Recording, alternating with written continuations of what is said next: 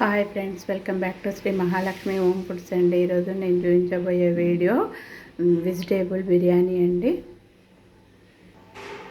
First నేను ఈ rice తీసుకొని కడుక్కొని వస్తానండి. ఫ్రెండ్స్, ఇట్లా రైస్ కడిగి 1 అవర్ నానబెట్టుకున్నా ఫ్రెండ్స్. ఇప్పుడు బిర్యానీ స్టార్ట్ చేద్దాం ఫ్రెండ్స్. స్టవ్ ముట్టించి గిన్నె పెట్టుకొని మంచిగా ఆయిల్ వేసినండి. ఫస్ట్ లవంగాలు, యాలకులు, దాల్చిన చెక్క, సాజీర ఇట్లా ఇవన్నీ వేస్తున్నానండి.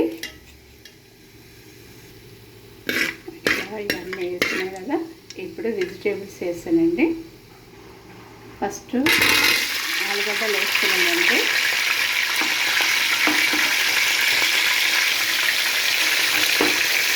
తర్వాత క్యారెట్ వేస్తున్నానండి. తర్వాత బీన్స్ వేస్తున్నానండి.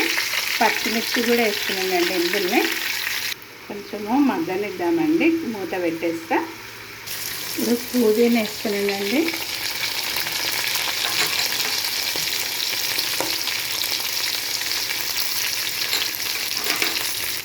ఇప్పుడు అల్లం వెల్లిపాయ పేస్ట్ వేస్తున్నానండి. ఇప్పుడు మంచిగా కలపాలండి. ఇప్పుడు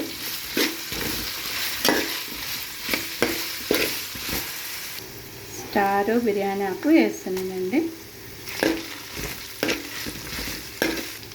నేను ఈ గ్లాస్తోని 2 తీసుకున్నానండి రైసు.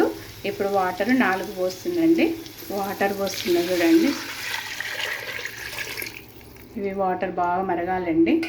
గ్లాస్కు 1 స్పూను సాల్ట్ వేస్తున్నానండి.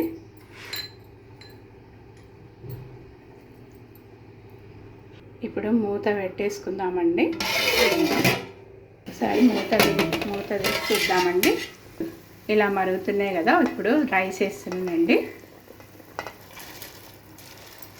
ఒకసారి మంచిగా కలపాలండి. మూత పెట్టేస్తున్నానండి. ఈ రైస్ ఉడికేటప్పుడు ఈ కొత్తిమీర ఇట్లా వేసుకోవాలండి. చాలా మంచి స్మెల్ వస్తుంది, టేస్ట్ కూడా బాగుంటుంది. ఇప్పుడు కొంచెము చూద్దామండి. మంచిగా అయింది. ఓకే,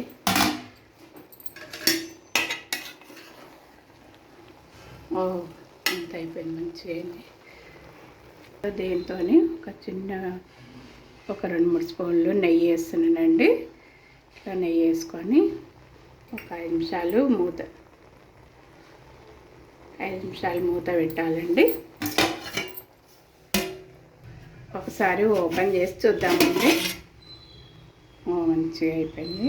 చాలా బాగా మంచిగా అయింది.